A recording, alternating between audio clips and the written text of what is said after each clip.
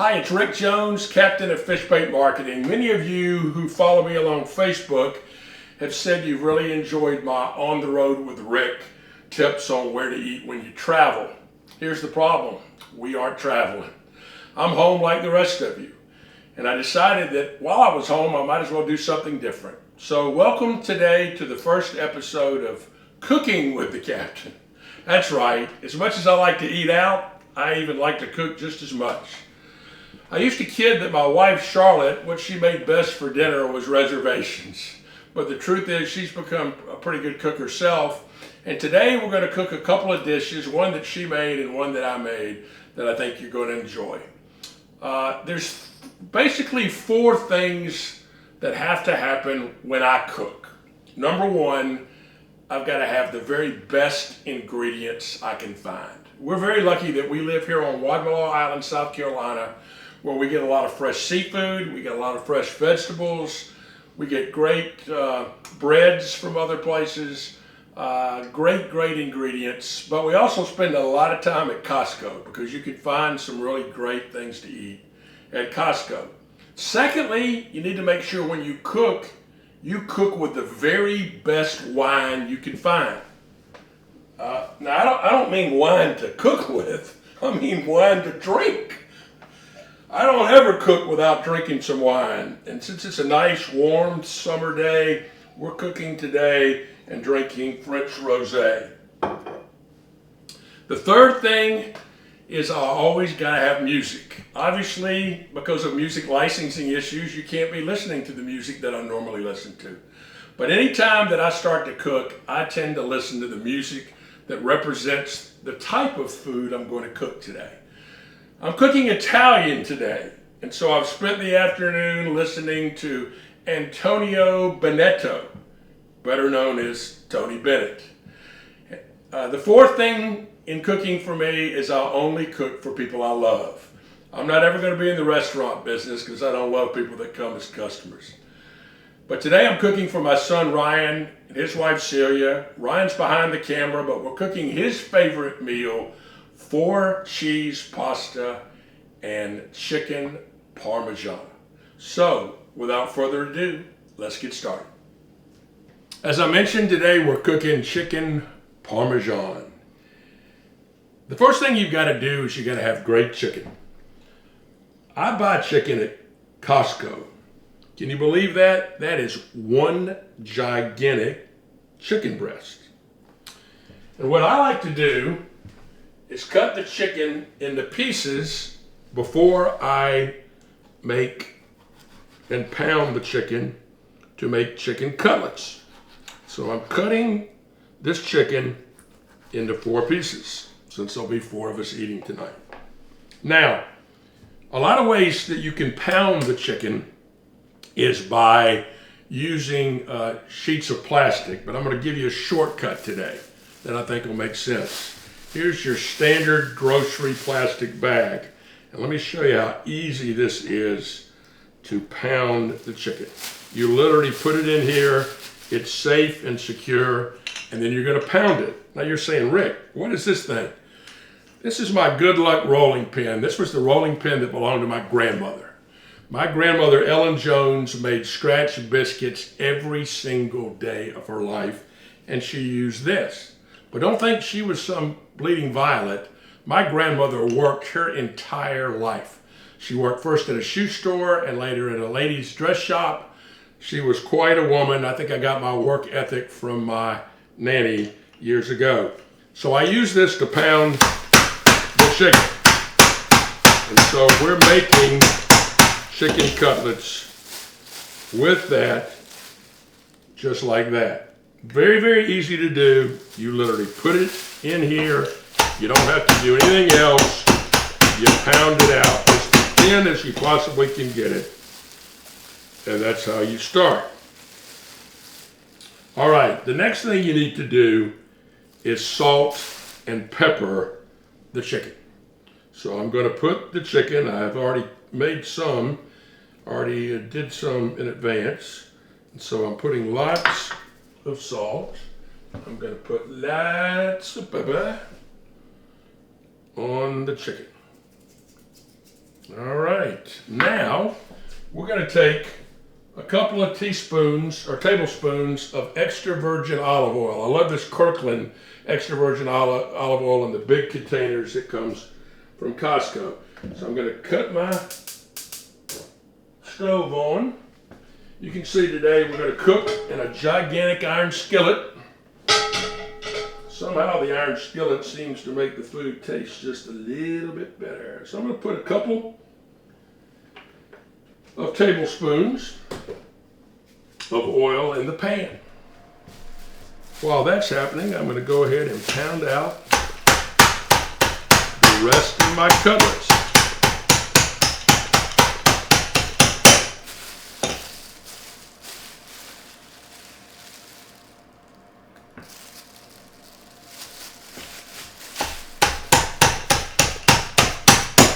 You want to make sure that you fry the chicken in olive oil on medium heat so that you don't burn it, but you get it cooked extremely well. So while this is heating up,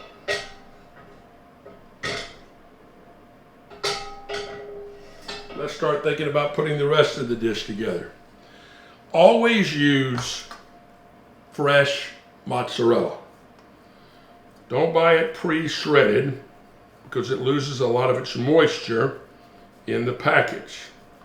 So I am shredding the mozz, getting ready to put it later on the chicken.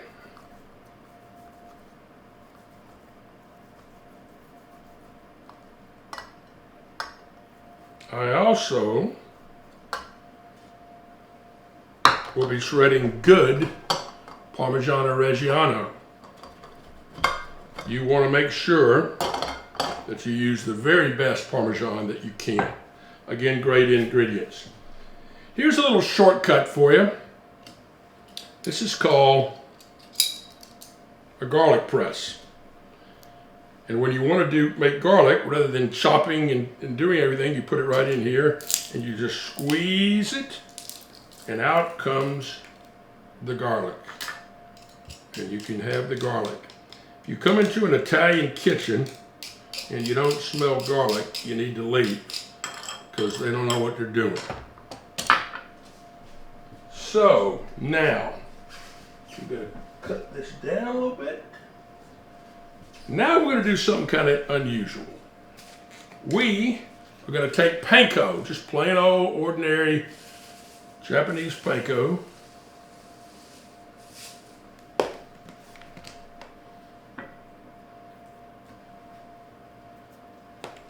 And we are going to take our chicken, and we're not putting any egg, we're not putting any egg wash, we're not putting any milk. We're just going to take the panko and we're going to press down so that it sticks into the chicken. Okay? So you're going to just take the panko and you're just going to press down. Now when you cook in the skillet, you don't want to put too much chicken in it because it'll affect the temperature. You want the temperature to be just right. So I only do a few pieces at a time. Again, press down to make sure it sticks really, really well. And then we head to the skillet. Now, I've been fortunate to have traveled a lot around the world, and I like all kinds of food. And we're going to cook all kinds of food on Cooking with the Captain. We're going to cook some good southern stuff like shrimp and grits, gumbo. We're also going to cook some Spanish food like paella. Some Greek food, some German food. But everything we do is going to be easy for you to replicate and do in your kitchen. All right, obviously we want to use the very best herbs we always can use. So here we're using some basil from the garden that we're going to use in our sauce.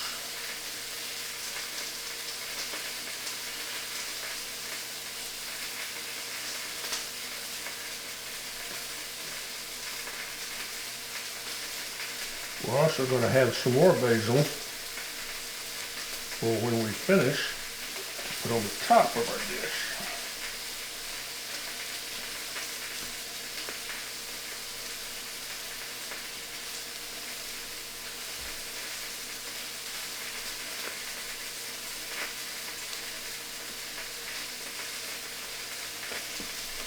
All right, these are about ready to come out.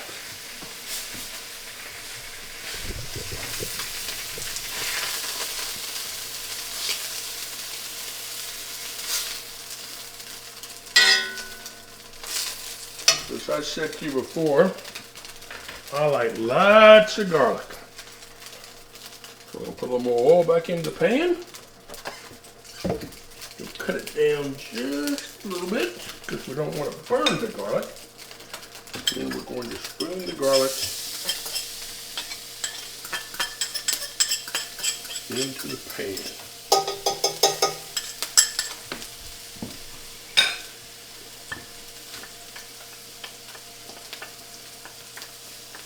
I love garlic. It keeps the vampires away.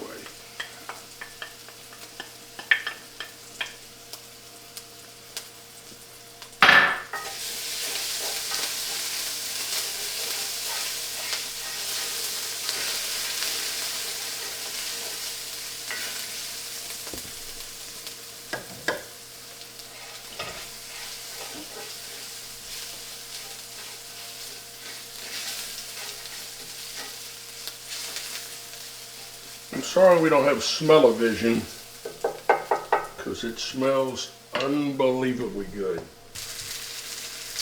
Every July, Charlotte and I go to a farm here on Wadmalaw, and we pick tomatoes for all day long. We get bushels of tomatoes, and then we come home and we spend 2 days making amazing tomato sauce. This is sauce that came from July of 19 that we've made. We roast the tomatoes, we put some garlic in it, maybe some basil, maybe a little onion. We cook it all different kinds of ways. So I would like to tell you that we're going to use this for our chicken parm, but I'd be lying because I found something even better. It's called Paisana's Premium Organic Tomato Sauce. You can buy it 2 for $7 at Costco. It's better than anything I can make. It is the best marinara I've ever had. I'm going to add a little more of the marinara.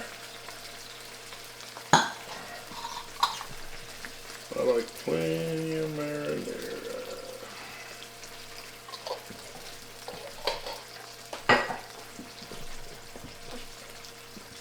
I'm going to bring that up to a boil.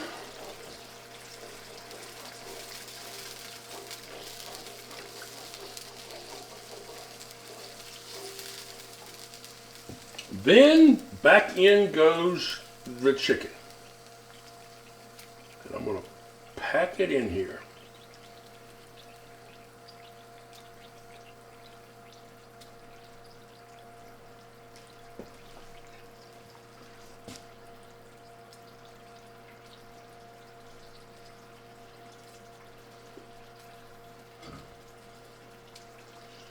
Everybody's going to be happy tonight. So we put the chicken into the sauce.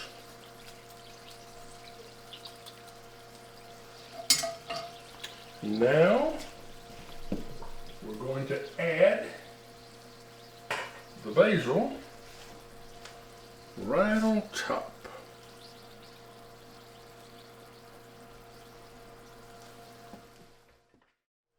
Then we're going to add the mozzarella. The mozzarella, plenty of mozzarella.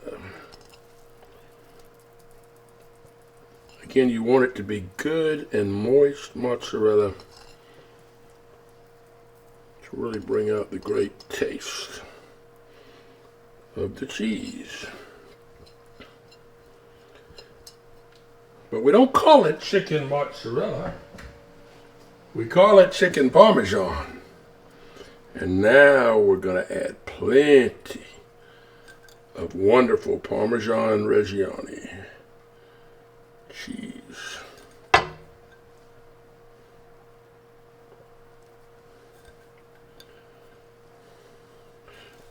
Once we've done that, it's time to go to the oven. I've got the oven on high broil, and I've got